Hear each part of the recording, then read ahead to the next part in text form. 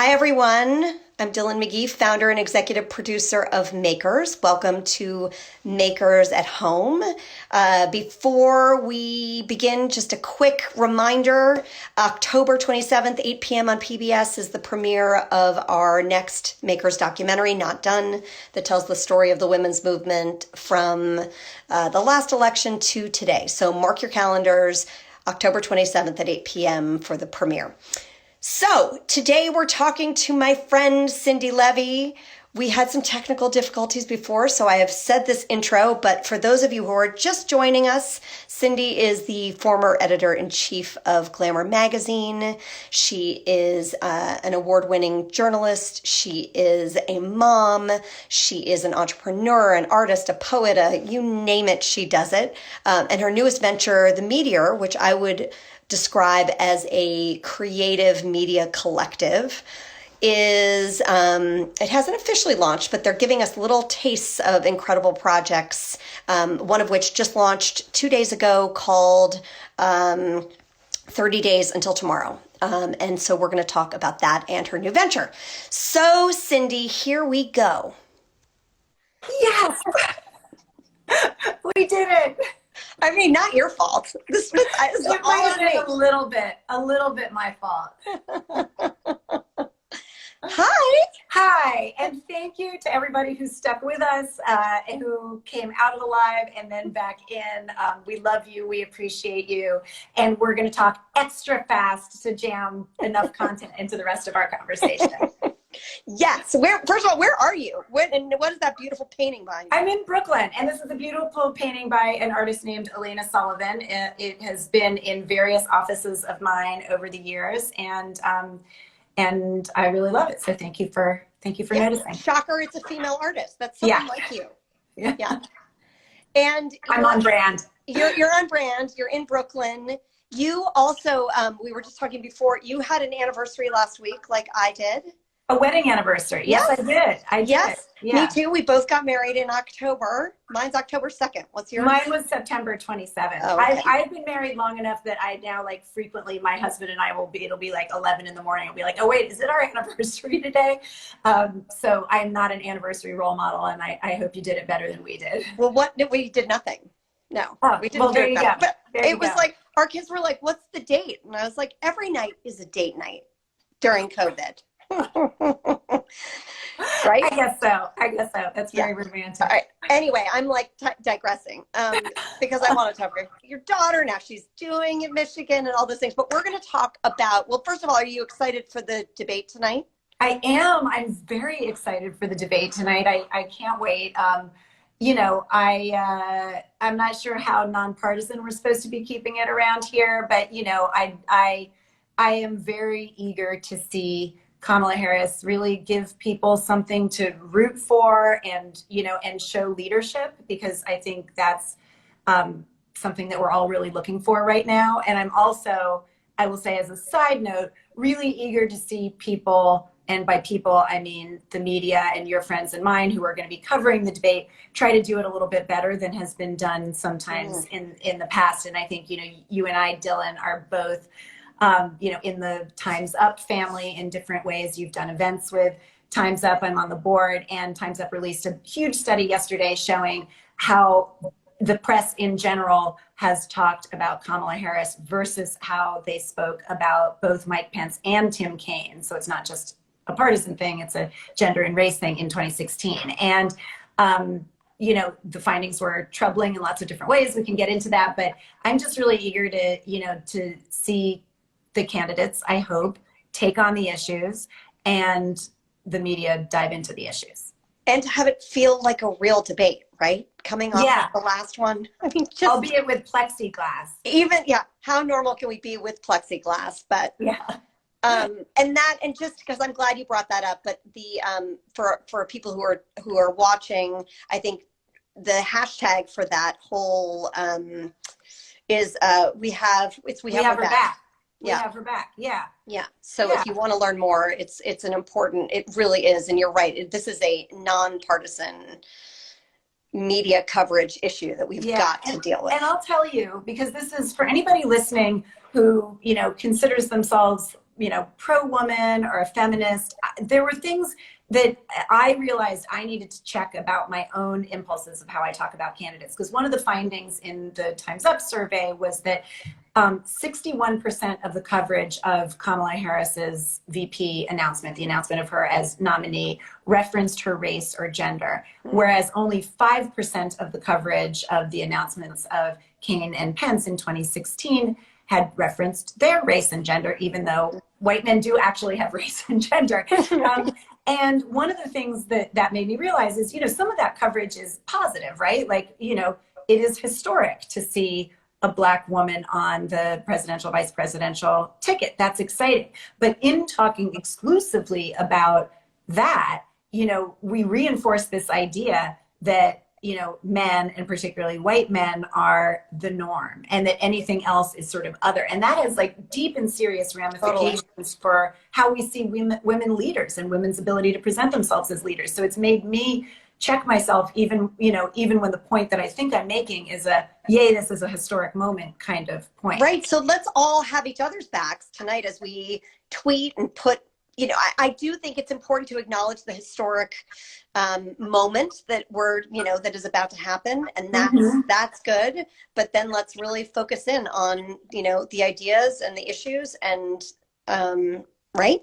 Yeah, absolutely. And one of the things that I've been thinking about, especially because, you mentioned that we're doing this series, the Meteor is doing this series 30 days till tomorrow, and it's all about voting and voting rights. And I really hope that one of the things that, can come out tonight are some truths about voting and voting rights. And, first of all, the idea that, voter fraud is really, widespread, and, particularly that mail-in voting is corrupted is, generally not true. And I mean, certainly, mass claims of voter fraud are not warranted. And, I think that's an important thing for people. It's another false narrative that we have to kind of make sure that we squash. Yes, exactly. Yeah. And stick to the facts, what's real in there. Yeah. No broad statements. Yeah. And also kind of settle in for, and I'm curious how you're thinking about this, and also folks who are commenting, are we ready for the fact that like election night it's not going to be this usual thing where like at 11 o'clock,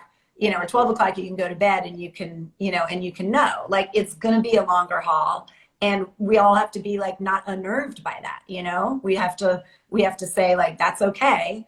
And, let the system do its job, because otherwise there's an opportunity, I think, for folks who want it to be over quickly to jump in and make people feel like panicked, as if they just want it to be over no matter what. So it's so funny because today we were talking about maybe we should have get a bunch of women together and have a pajama party the morning after and just come, and because we will have been up all night. But then it's like, well, no, it's a pajama weeks. Yeah. So we do have to. I like it. So will you join the pajama party? I will definitely join. I'm a pajama person. So yes. Okay, good. You always look amazing. I'm like a sweatpants even when I'm dressed up. I'm definitely wearing a two-part. Like it's like business on the top and like 6 Cindi, a.m. sweatpants on really happy. Good. Okay. So everybody, just reminder, at Makers Women, we're here with Cindi Leive, and we're talking about the Meteor and her. What is the Meteor? I called it a creative collective. You described it perfectly, Dylan. We're a creative collective. We're a media collective. We're a group of people who are getting together to make things that we think are great for the world, kind of specifically from the point of view of gender equality, really trying to, cast that lens on lots of different platforms. So we've made so far a podcast, a live show, a video program that you and I talked about in May called Night of Solidarity, which was focused on domestic violence, tied to some of the headlines that we were all reading about the rate of domestic violence going up during quarantine. And we got a group of creative people together, both to raise awareness and also raise some funds. And that was a program on YouTube. And then this fall, we've got a couple things planned, but the one that is live as of this week is called 30 Days Till Tomorrow. And it's specifically looking at what voting means in the lives of women and girls and non-binary people right now in 2020. And you just launched, you did a launch video, sort of your welcome to 30 Days Until Tomorrow. And then you did the great, what was her name? The poet? Nikki Giovanni. Nikki Giovanni. She's fabulous. She's amazing. Please, everybody Please watching, watch it. go to the Meteor, and I can give it to you too, Dylan, in case you guys want to post it. Go to the Meteor's Instagram. There's a beautiful poem by Nikki Giovanni, who is 77 years old. For those of you who don't know, she is a poet who is also a leader and a luminary in the civil rights movement, has been for decades. She has, again, 77 years old. She has a tattoo on her arm that says "Thug Life." And her poem is specifically about voting and why it is sweet and meaningful to her. So yes, please watch it. I can't recite it because I won't be able to do it justice. She's the poet. But what I love about you, Cindi, is it really is, I mean, a collective of artists that you're doing with the Meteor. It feels like, you know, there's theater, there's poetry, there's documentary film, you're really just embracing all these different mediums. Yeah. And that's the vision, right? That is the vision. I mean, the word, one of our founding members, the writer and podcaster Rebecca Carroll, who's at WNYC, calls it collagist, like that idea of like just bringing in all these different materials and artists and points of view and kind of surrounding an issue that is meaningful, you know, that is meaningful to people right now. So, you know, we looked at domestic violence that way. We're looking at voting that way. And, you know, because the world doesn't stop in November, you know, we're also thinking about other themes for next year. But really, it's a new sort of activism, because I think one of the things when you look at activism today is, I mean, obviously art has always had activism within it. But I really feel like you're bringing issues to light in ways that people might normally not see or have access to. Well, that's the idea. I mean, I'm just inspired by, you know, a ton of different kinds of art and formats, and you know, I've always loved that kind of bringing things together. And you know, I also don't think of these things as issues; they're just like part of life. That's better. So you know, I know when I was at Glamour, there were a lot of there were many sections of what we did that were about fashion and beauty, and then we'd also cover money issues and, you know, what was happening with women around the world and political issues and things like that. And periodically we would get these questions of like, can you just stay in your lane? And, you know, like my reaction would always be, our lane is women's lives. So, you know, this is our lane. And all of these things, I mean, I think you and I feel this way, and, you know, lots of different people who are watching, I'm sure, feel this way. Like, our lives are varied. Like, why should we have to pick one, you know, one piece of it? So I guess that's part of the well, I love, someone just asked, because we're also curious, I feel like you keep teasing us like, what's coming up. Is there, you know, what are you most excited about that's coming up next?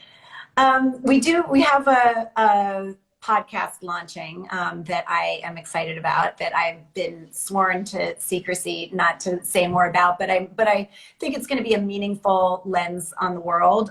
You know, it's the kind of thing like I wish was happening right now and available this week, because I would want to listen to it. So I will happily share more about that. Well, then that just means everyone has to follow the Meteor, because that will be the first place when you post it, so we can all find out immediately. Yeah.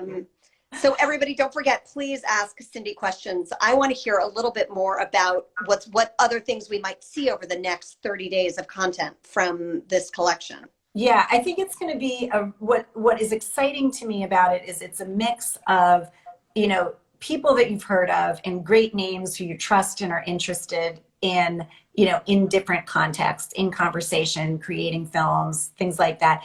And then also, you know, people who you've never heard of. One of the pieces that I'm really excited about, and I shouldn't say that you've never heard of, because she's incredibly well known and, you know, and renowned in her industry. But one of the directors who's directing a piece for us is a woman named Jenni Gold, who is the only female wheelchair using member of the Directors Guild. She's a director. And so she's directing a film that is specifically about what women with disabilities experience, you know, in the voting process. I think the statistic is around 35% of people with disabilities have had trouble voting in the past. And so if you think about like voting rights and voter suppression, like, you know, how do you enable this to be more participatory for, you know, for everybody? And so she's making a film that is, you know, funny in some ways. Keep talking, Cindi. I'm just so glad that's not me. By the way, can I just tell you as a sidebar, I have this like bananas cat that meows constantly and tries to jump on me during IG lives. And so I have closed her out of the room, and because this door doesn't lock, I put this enormous pile of like 20 books up at the door, and she's just pushed open the door, pushed the entire pile of books over. So if you see me being overtaken by a huge gray fur ball, a very smart cat you have. Right. Wait.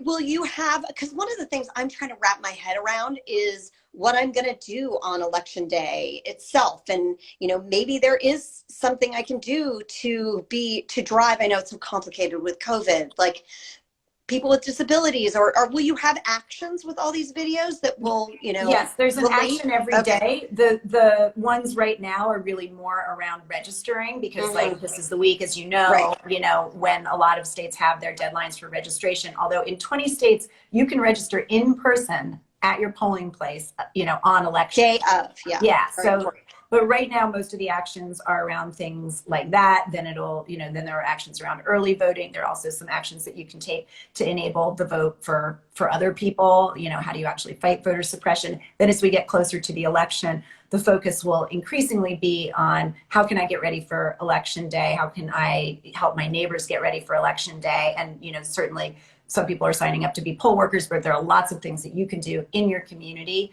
that even if you haven't signed up for a poll worker, there are organizations, you know, that are delivering hand sanitizer, food, water, places where there are going to be, you know, where there are going to be long lines, and other ways that you can help in the moment. So yes, I really think we need to pressure our companies to, you know, that should be you know, some companies are doing this, giving people a paid day to go and volunteer. And I really hope that everyone listening knows how important that is, because there are going to be so many things to do. I don't know.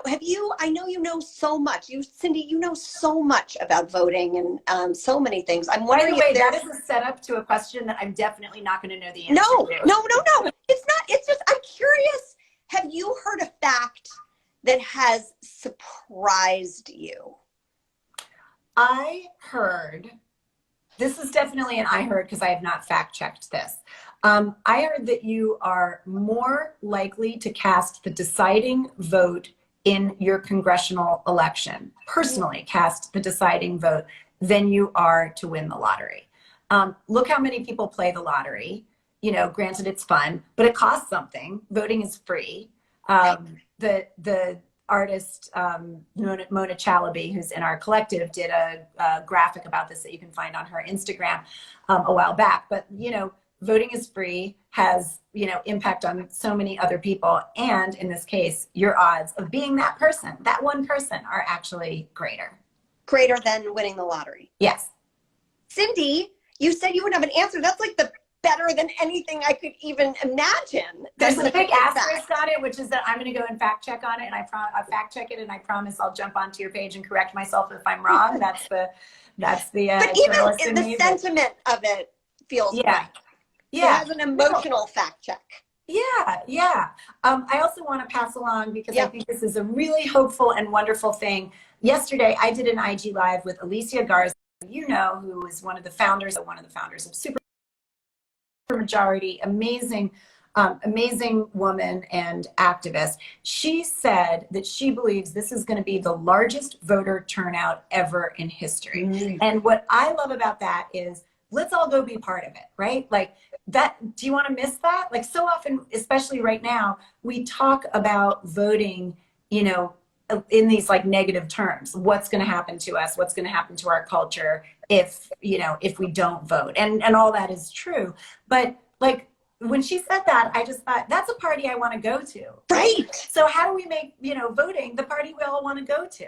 It's like the women's march, right? Like we just, no matter where we were, or if we were in Antarctica, there was still like, so this is the same, we have to create that same momentum. Yeah. Especially with women, right? Because we can really play an important role. Yes. Yes. No, I really agree. So I love that. And I've been repeating it all day. So I want to repeat it to all of your viewers as well. Okay. Make it the biggest turnout ever, people. Yeah. All right, Cindi, we only have 2 minutes. Wait, does that mean I'm not going to be able to interview you about your documentary? No, it's perfect. It's exactly what I said. I gave it a plug at the beginning. I told people to watch. I really wanted to do that. No, but so what are you going to leave? When does Meteor officially launch? It's like you've launched, but you haven't launched. What is that? We've done a bunch of different projects. We have a fuller suite of things that are coming and will be here right around the end of the year, beginning of 2021. You know, at the moment, we just all felt like we don't want to sit on our hands, right? Like this is a moment when we all kind of want to be out in the world creating. So that's what we're doing. Well, let's end on the question that you've been asked for your entire career. And I know you have a little answer in your hip pocket. No. You are going to have an answer just like the last one. You are. I don't have a good one for this, but every panel you've sat on, every interviewer, they always ask you, we're not even talking politics. Wait, what is this question that I always get asked? We're just talking Cindi and her brilliance. Okay. What is the best piece of advice you've ever received?